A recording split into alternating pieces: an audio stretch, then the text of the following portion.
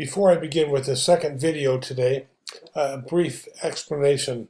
The videos that I give you through this program allow me to do just a 15-minute video. That's the time limit. And the 15 minutes ran out at the end of the first video, just as I was concluding. So we'll kind of pick up here where I left off from the previous video. The last thing I wanted to show was the posting of the amount in the cash debit column here in the cash receipts journal after this cash sale for the April 1st, and the total is $44.42, and that's put into the cash account in the general ledger. And you see it posted in the cash account. Again, April 1. This comes from Cash Receipts Journal, page 5, and the debit of $44.42 in the cash account. So we're posting daily, individually when necessary, and the total of the columns from the journal.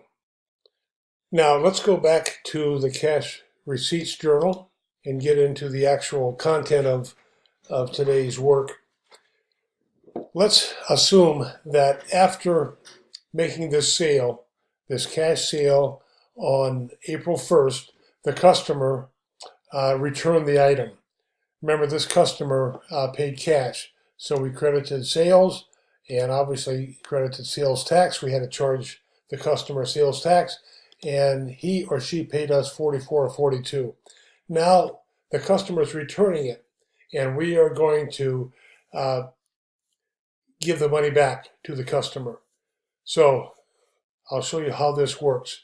We need, in this case, to go to the Cash Payments Journal, and let's assume the date of the return is April 2nd. And this is how it's done. There are two lines needed for this transaction, and the first account will be,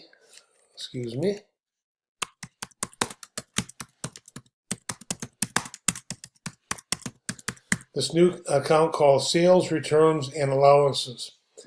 Now, we made a sale for $42, and just as we handled delivery truck in the depreciation, as I mentioned in the first video, this will be handled in a similar way.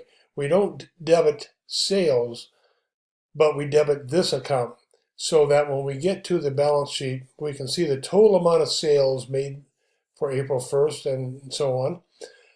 And we can also see in a separate line, sales, returns, and allowances, which shows us how much has been returned to the store.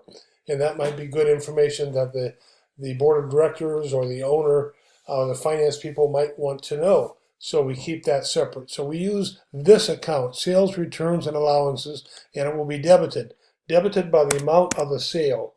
If we go back to the Cash Receipts Journal, we see that yesterday on April 1st, the sales was credited by 42.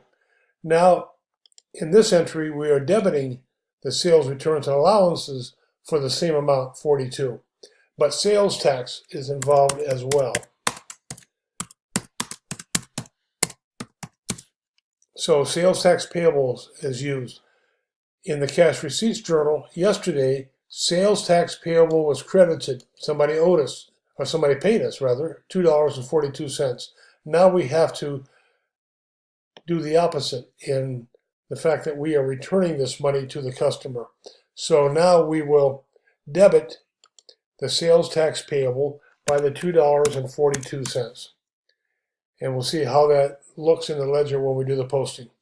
And the cash has to be credited by $44.42.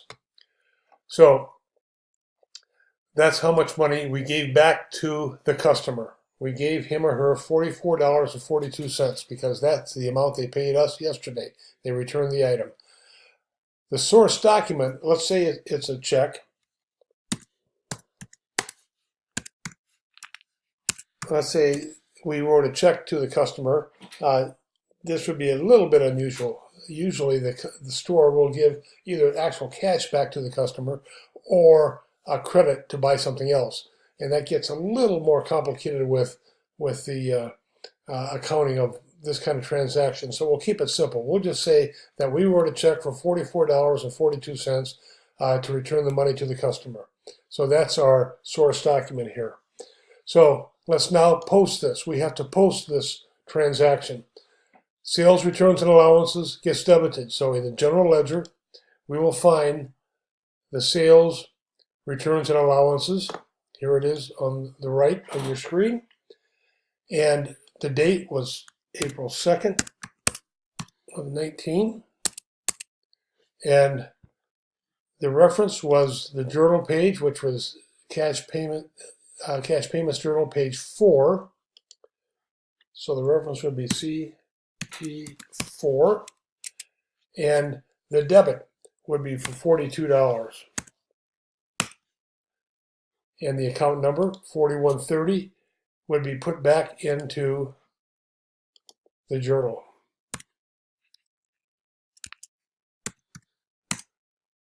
So this debit goes to this account. And on the balance sheet, if nothing else is done, this account will be shown with a debit balance of $42. We also need to go to sales tax payable because we gave that money back, that $2.42. So we go to sales tax payable to the liability account, and you see that is already, I already put that in. Oops, I didn't put that in yet. This is from yesterday. This was the original sale. Remember cash receipts journal, and we credited $2.42 because that's what we got from the customer. Now the next day we're getting it back. So this will go from, or come from, cash payment journal page 4, and it will be debited to $42. And you see that this debit and this credit, and this debit cancel each other out. We gave the money back.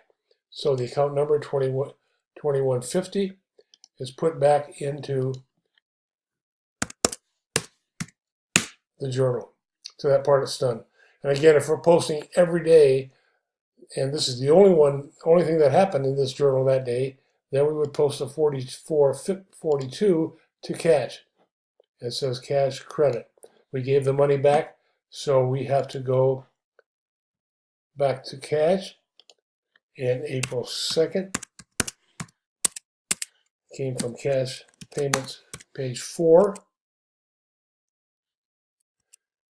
And we credit 4442.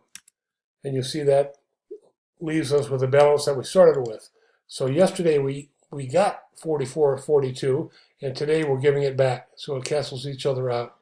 So 1110 goes back into the journal at the bottom.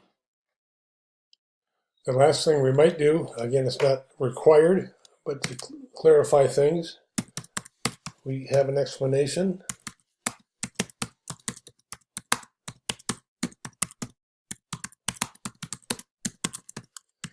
And that's put there to explain what that entry is all about. And again, we don't need the customer's name. That was a cash sale. We just need the accounting done. We need, first of all, to record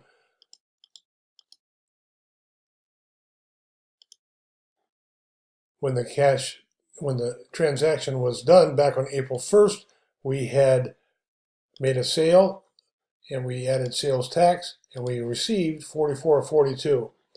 On the next day, the customer returned it to us, and this is the transaction. Sales returns and allowances and sales tax payable both are debited. That cancels out basically the transaction from yesterday, and cash is credited. That cancels out the money that we received yesterday and then gave back today. So that's how a return is handled in the books of the business. Now, this transaction that we just did deals with a case where a customer returns something that he or she bought for cash, and we return cash to the customer. Tomorrow we will look at a similar entry, a little different but similar, that deals with a situation where a customer charged something but has not paid us yet, but then returns the merchandise to us. We'll see how that is handled. Again, sales returns and allowances is handled, but the rest of it is a little bit different because it was a charged sale. So we'll do that tomorrow. At this point, there are some questions on your course page after this video, so let's answer those questions at this time.